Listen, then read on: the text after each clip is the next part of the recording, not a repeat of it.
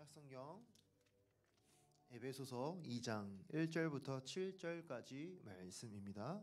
교독으로 읽겠습니다.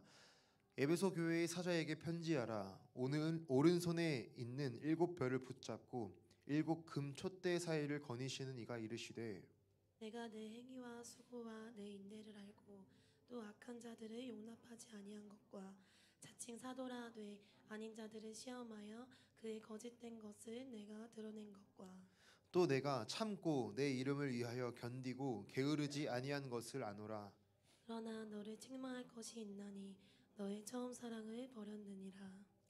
그러므로 어디서 떨어졌는지를 생각하고 회개하여 처음 행위를 가지라. 만일 그리하지 아니하고 회개하지 아니하면 내가 내게 가서 내 촛대를 그 자리에서 옮기리라. 오직 내게 이것이 있으니 내가 니골라 당의 행위를 미워하는도다. 나도 이것을 미워하노라. 함께 읽겠습니다. 귀 있는 자는 성령이 교회들에게 하시는 말씀을 들을지어다. 이기는 그에게는 내가 하나님의 낙원에 있는 생명나무의 열매를 주어 먹게 하리라. 아멘. 네, 오늘 잠시 고린도전서 시리즈를 멈추고 말씀을 나누도록 하겠습니다. 오늘 우리가 살펴본 요한계시록 1장부터 3장까지는 2장부터 3장까지는 사도 요한이 성령의 감동을 받아서 그 아시아에 있는 7교회에 편지를 보내는 내용입니다. 그래서 오늘 방금 저희가 읽은 부분은 에베소 교회에 보낸 편지의 내용이고 에베소 교회에 대한 칭찬과 책망이 나와 있는 내용이다라는 것을 알 수가 있습니다. 그래서 오늘 이 에베소 교회 2000년 전에 에베소 교회에게 쓰여진 편지이지만 하나님께서 그 에베소 교회를 진단하고 내린 평가인데 우리가 그것을 말씀을 통해 다시 읽으면서 우리 자신을 뒤돌아보는 그런 시간을 가졌으면 좋겠습니다. 에베소라고 하는 지역은 그 당시에 육상과 해성의 교통 중심지였습니다. 그래서 세계의 어떤 세 군데의 육상의 교역로가 있었고 커다란 항구가 있는 그런 도시였어요. 자, 그래서 우리가 계속 나누고 있는 고린도와 같이 아주 부유한 상업 도시였습니다. 그 에베소에는 아르테미스라는 그런 여신을 섬기는 그런 어떤 우상의 문화가 있었고 그 당시 이 아르테미스라고 하는 그 여신의 모양을 만들어서 파는 그런 우상의 문화가 있었다고 합니다. 한마디로 이런 우상 숭배가 아주 만연하게 있었던 그런 지역이 바로 에베소 지역이다. 그런 상황 가운데 우리가 잘 알듯이 이방의 그런 우상을 섬기는 그런 거는 꼭 이런 성적인 타락으로 이어지는 경향이 있는데 고대 그 시대 때는 그래서 그런 여신을 섬기면서 그 여신의 어떤 여신을 섬기는 그런 여사제들이 그런 창기 역할을 하는 그런 우상 숭배와 음란한 문화가 같이 있었던 도시가 에베소 도시였어요. 그래서 그 에베소라고 하는 그 교회가 가지고 있었던 그런 특성이 그런 악하고 음란한 도시에 세워진 그런 교회이다라는 것이죠. 2절부터 3절 말씀 보겠습니다. 내가 내 행위와 수고와 내 인내를 알고 또 악한 자들을 용납하지 아니한 것과 자칭 사도라 하되 아닌 자들을 시험하여 그의 거짓된 것을 네가 드러낸 것과 또 내가 참고 내 이름을 위하여 견디고 게으르지 아니한 것을 아노라. 먼저 하나님께서는 에베소 교회를 진단하시는데 내가 너의 행위와 수고와 인내를 안돼요.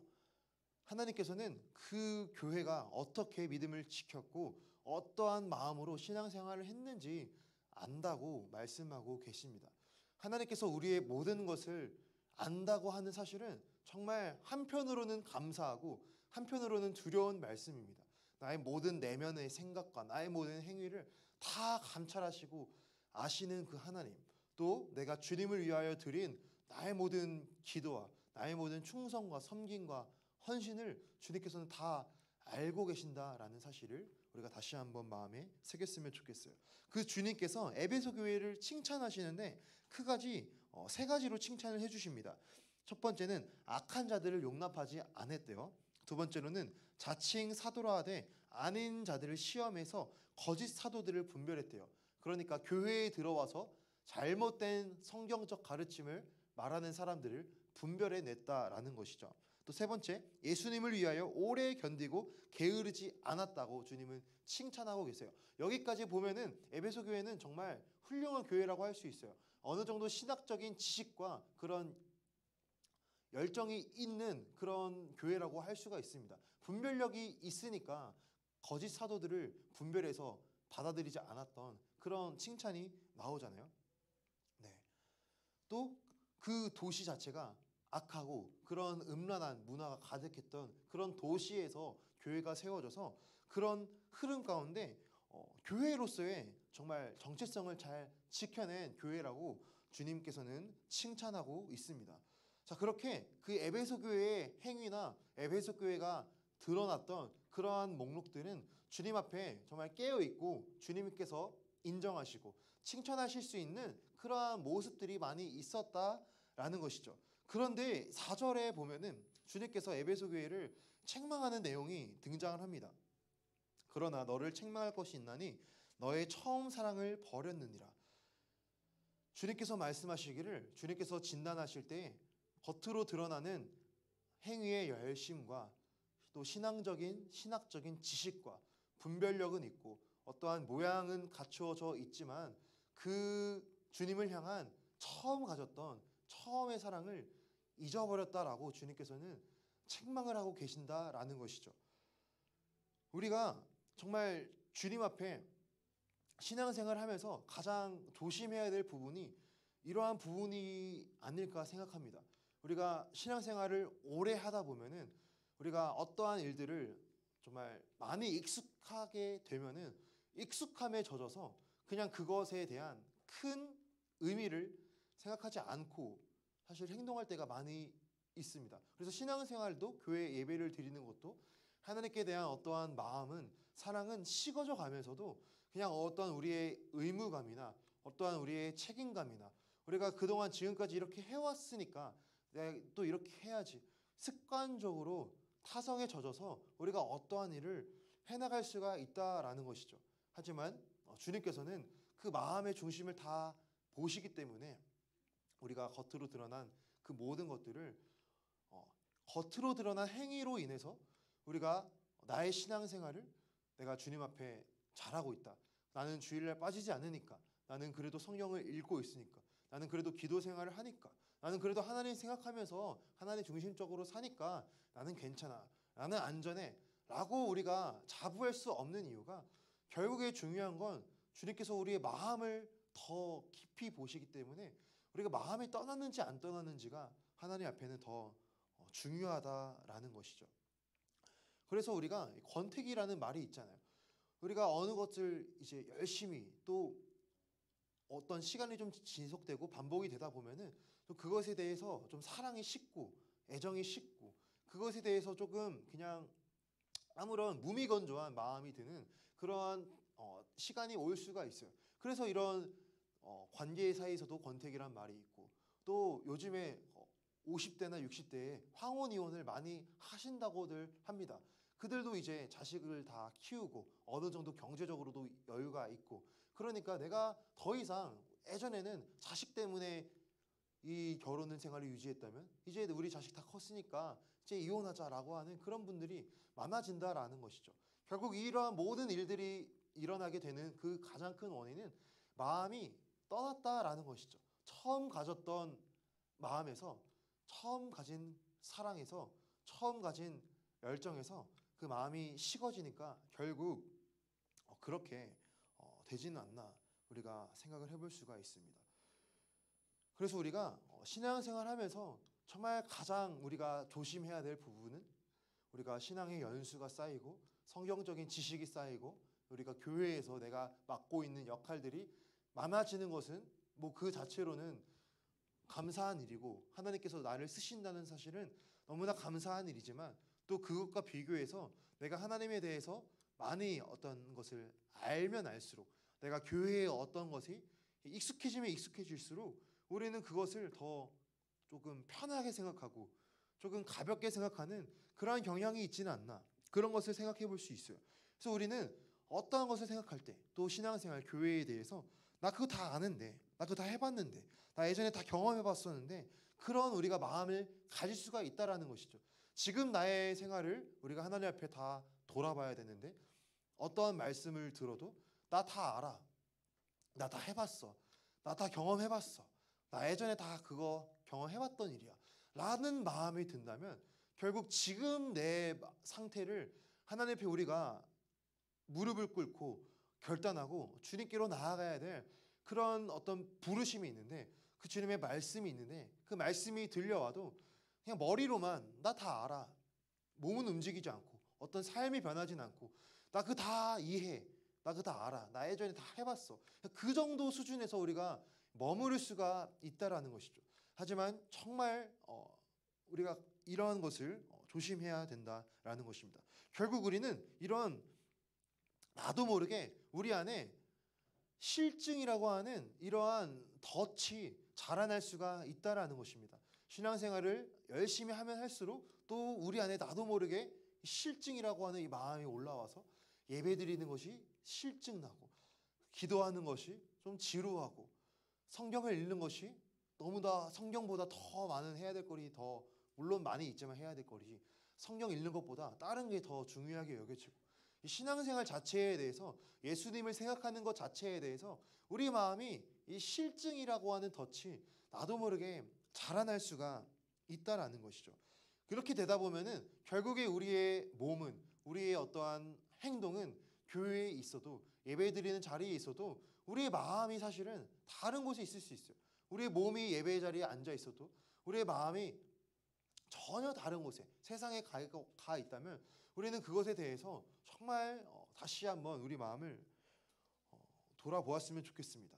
그래서 이 실증이라고 하는 것은, 이 죄라고 하는 것은 정말 그 생각을 처음에 받아들이면, 처음에 우리가 그것을 되게 거부하고, 나 이러면 안 되지, 내가 이런 생각하면 안 되지, 내가 이런 행동을 하면 안 되지, 우리가 그런 마음을 가지다가도 사실 그러한 생각이, 그러한 행동들이 빈도수가 잦아진다면 어느새 우리가 정말 그것에 대해서 아무런 양심의 가책을 느끼지 못하는 그런 순간이 올 수가 있거든요. 그러니까 죄라고 하는 것이, 실증이라고 하는 것이 이와 같이 점점 커져서 결국에 우리의 생각과 이 마음과 우리의 행동을 사로잡게 된다라는 것입니다.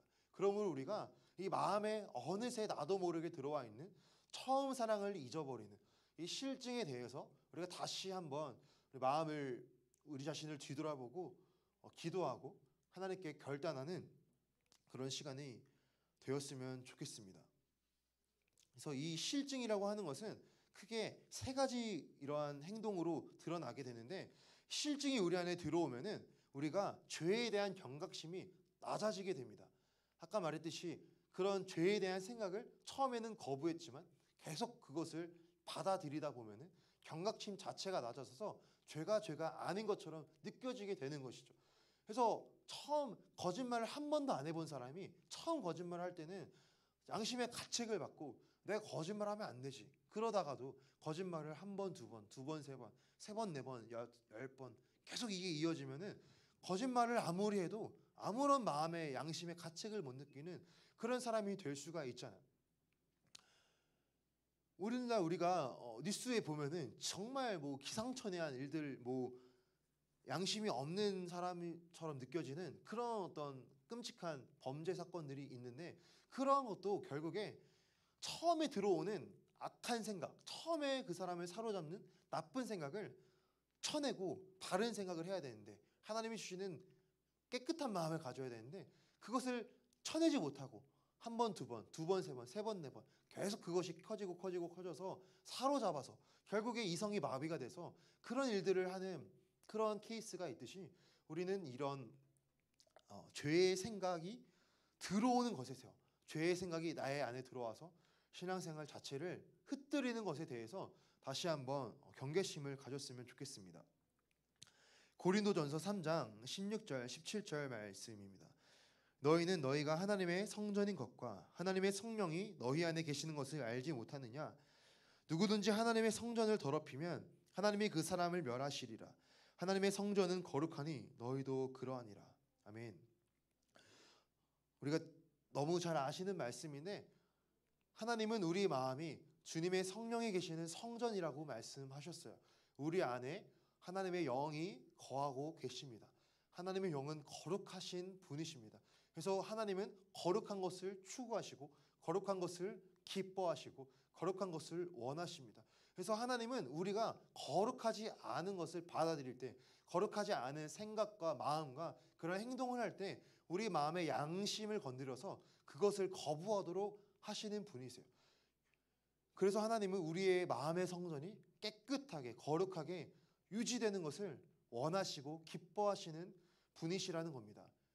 그래서 우리가 우리의 마음을 더럽히게 하는 그 실증의 덫을 치워야 될 줄로 믿습니다. 두 번째, 이 실증이라는 것은 우리 안에 미지근한 태도로 이어지게 됩니다.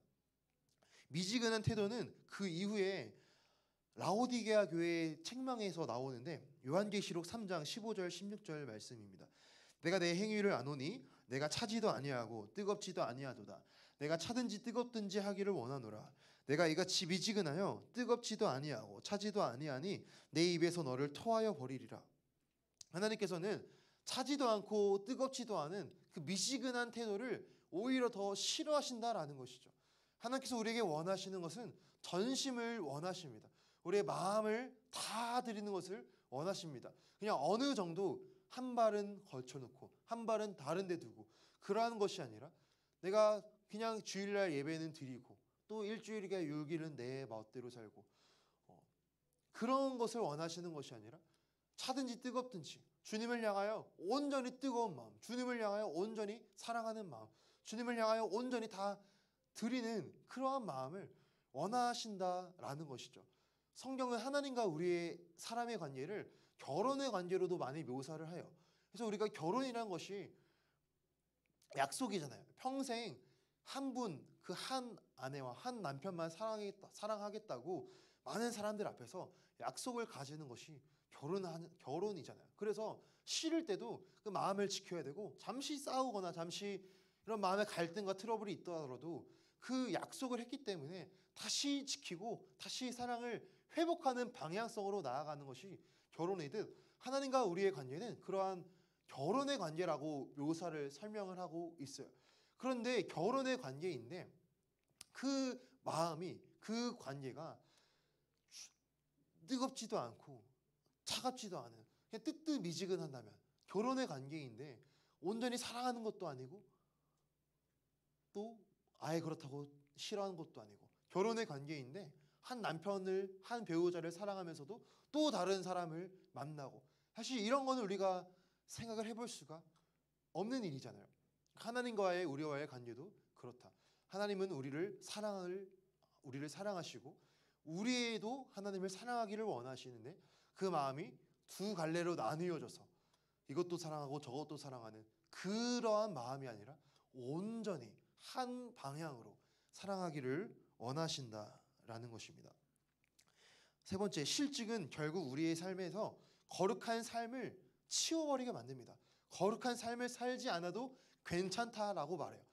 우리의 삶이 전혀 우리의 삶에 어떠한 하나님께서 기뻐하시는 모양과 행위가 드러나지 않아도 괜찮아. 이렇게 우리의 마음을 속이고 우리의 마음을 그냥 무너지게 만드는 것이 실증이다라는 것이죠. 신앙생활은 우리가 주님을 닮아가는 과정이라고도 말할 수 있어요. 우리의 악한 그런 본성이 있는데 우리의 악한 본성이 예수님을 만나고 십자가의 보혈로 거듭난 이후에 우리의 본성 자체가 이제 하나님의 성품을 닮은 그 성품으로 회복되어져 가는 변화되어져 가는 그 신앙 그것이 그 여정이라고 할 수 있습니다. 그래서 이것을 성화라고도 하고 예수님을 닮아감이라고도 표현을 합니다. 결국 우리는 우리의 어떠한 우리의 악한 본성이 있지만 우리의 연약한 성품이 있지만 우리 안에 악한 그런 마음들이 있지만 그럼에도 불구하고 우리의 어떠한 방향성이 우리가 추구하고 우리가 지향해야 되는 그 방향성이 계속해서 예수님을 닮아가는 방향성, 그리스도를 본받는 방향성으로 나아가야 한다라는 것이죠. 그런데 실증은 우리 안에 들어와서 이 자체를 잊어버리게 만들고 예수님을 닮아가지 않아도 괜찮다라고 생각하게 만들고 전혀 그러한 삶의 모습이나 그러한 삶의 어떠한 추구가 없어도 나는 괜찮다라고 말하는 것이 우리 안에 실증이다라는 것이죠. 예전에도 한번 나눴었는데 16세기 영국에 존 오웬 목사님이라고 계십니다. 이 목사님께서 우리의 육체를 두 가지로 구분하셔서 설명을 하셨어요. 첫 번째는 본성적 육체이고 또 다른 하나는 신령한 육체입니다. 신령한 육체는 하나님의 은혜에 감화된 육체이고 본성적 육체는 타락한 본성, 죄성을 가진 이 본성에 그대로 영향을 받는 육체라는 것이죠. 그래서 신령한 육체는 하나님의 뜻대로 살고 싶어하고 하나님의 기뻐하시는 것을 행동하고 싶어하는데 우리 안에 본성적 육체, 죄를 더 좋아하는 육체가 그것을 하지 못하게 하고 그러한 삶을 살지 못하게 가로막는다라고 말했어요. 그래서 우리는 성령의 충만함으로 기도와 말씀으로 신령한 육체의 삶을 살아가야 한다라고 존 오웬 목사님이 말씀을 하셨습니다. 우리가 이거에 대해서 우리도 다시 생각을 해보았으면 좋겠어요. 로마서 6장 12절 13절 말씀에서도 그러므로 너희는 죄로 너희 죽을 몸에 왕노릇하지 못하게 하여 몸의 사역을 순종치 말고 또한 너희 지체를 불의의 병기로 죄에게 드리지 말고 오직 너희 자신을 죽은 자 가운데서 다시 산 자같이 하나님께 드리며 너희 지체를 의의 병기로 하나님께 드리라. 네. 로마서 말씀에서도 조금만 더 띄워주세요. 우리의 몸의 사역을 순종하지 말래요. 몸이 원하는 대로 따라가지 말래요. 그래서 우리 지체를 불의의 무기로 죄에게 내주지 말래요. 그래서 우리 자신을 죽은 자 가운데서 다시 살아나신 자같이 하나님께 드리라고 의의 병기로 의의 무기로 우리의 몸을 드리라고 말씀하고 있습니다. 아까 말했듯이 하나님은 거룩하신 분이시기 때문에 거룩한 사람을 사용하십니다. 거룩함을 사랑하는 사람을 사용하십니다. 거룩함을 추구하는 사람을 들어 사용하신다라는 것이죠. 그래서 우리는 본성적 육체를 가지고 있어서 우리의 연약함을 가지고 있는 것은 인정하지만 거기서 그치지 않고 하나님 내가 이런 연약함이 있지만 그래도 내가 주님의 그 능력을 구합니다. 내가 신령한 삶을 살아가기를 원합니다. 성령에 이끌리는 삶을 살아가기를 원합니다. 하나님께서 나를 붙드시고 내가 거룩한 삶을 살아갈 수 있도록 하나님께서 기뻐하는 삶을 살아갈 수 있도록 도와주세요. 기도하고 말씀을 읽고 우리 삶 가운데 그러한 몸부림이 있어야 된다라는 것이죠. 그러한 몸부림이 있을 때에 우리가 신앙생활의 원래 목적대로 예수님을 닮아가는 예수님 한 분만을 사랑하는 신앙생활을 할 수 있다라는 것입니다. 다시 본문 보겠습니다. 5절 그러므로 어디서 떨어지는지를 생각하고 회개하여 예수님께서는 말씀하시기를 너 그렇게 너의 자신을 뒤돌아보고 처음 사랑을 잊어버린 것을 점검해 어디서 떨어지는지를 생각하고 회개하라라고 말씀하고 있어요.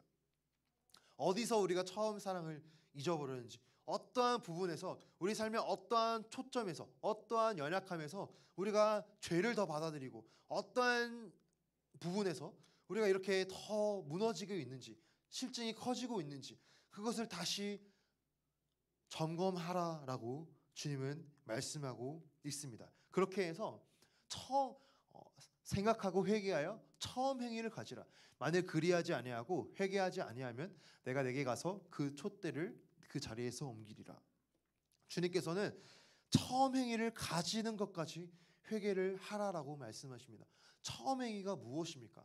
우리가 어렸을 때 갓난아기 때 행위가 아니라 우리가 주님을 처음 만났을 때의 행위를 말하는 거예요. 우리가 예수님을 처음 만났을 때 십자가의 사랑을 인격적으로 경험했을 때 하나님의 사랑을 마음으로 감동을 받아서 내가 이제 주님을 위하여 살겠다 막 기도와 감격이 몰려왔던 그때의 마음과 행위를 다시 회복하라라고 주님은 요구하고 계세요. 그래서 우리의 회개는 감정적인 회개에서 그치지 말고 행동의 변화까지 이어져야 됩니다.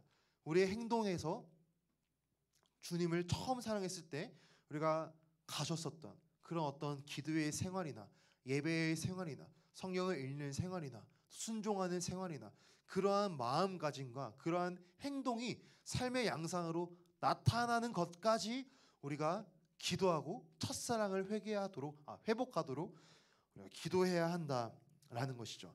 만일 5절 후반부에 만일 그리하지 아니하고 회개하지 아니하면 내가 내게 가서 내 촛대를 그 자리에서 옮기리라. 사실 정말 무서운 말씀이라 생각해요. 우리가 주님께서는 우리 마음 가운데 끊임없이 말씀을 들려주시고 끊임없이 양심의 가책을 느끼게 하시고 예배를 통하여 또 기도를 통하여 또 매일 성경 말씀 묵상을 통하여서 어느 방식으로든 우리에게 말씀을 주시는 분이세요. 하나님 우리의 마음 가운데 깨닫게 하세요. 하나님의 뜻을. 그것을 계속 기회를 주시고 회개해라. 너 돌이켜야 된다. 너 회복해야 된다. 기회를 주시는데 그것을 듣지 않고 계속 거부한다면 하나님께서는 촛대를 옮기신다라고 말하고 있어요. 사실 상징적으로 쓰였기 때문에 이 촛대를 옮긴다가 구원에서 탈락된다라고 까지는 보지는 않습니다. 신학적으로 구원 너 그러면 천국 못 가라고 보지는 않지만 우리가 주님과의 관계 안에서 하나님 우리를 붙들어 주시고 우리에게 좋은 것을 주시고 우리를 쓰시기를 원하시는데 주님에서 그 주님의 어떠한 거룩한 계획 아래 주님께서 나를 사용하시고 주님께서 나를 쓰시는 그런 하나님의 쓰임을 받는 범위에서 탈락되는 그것이지 않을까 생각을 합니다. 이 부분은 다시 잘 보시고 촛대를 옮기리라라는 거는 일단 상징적으로 쓰였기 때문에 여러분이 잘 이해하시고 그것을 너무 오버해서 이해하지 않았으셨으면 좋겠습니다. 자, 하나님께서는 그 교회를 사용하실 때 그 교회를 그리고 사용하지 않으실 때 촛대를 옮기신다라는 말씀이 계시록에 등장하거든요. 그러니까 촛대를 옮길 거야. 하나님의 어떠한 구원 계획에 있어서 하나님의 나를 쓰시는 계획에 있어서 하나님의 그 놀라운 그 사역의 어떠한 계획이 흘러가는데 그 일 가운데 우리가 주님이 나를 사용하지 않고 주님의 구원의 계획과 무관한 삶이 될 수도 있다라는 생각을 합니다. 자, 그래서 우리가 처음 사랑을 회복하는 것, 주님을 향한 첫사랑을 잊어버린 것을 점검하고 처음 사랑을 회복하는 것을 우리가 잘 마음에 새기면 우리가 좋겠습니다. 마지막입니다. 7절 말씀. 귀 있는 자는 성령이 교회들에게 하시는 말씀을 들을지어다. 이기는 그에게는 내가 하나님의 낙원에 있는 생명나무의 열매를 주어 먹게 하리라. 네.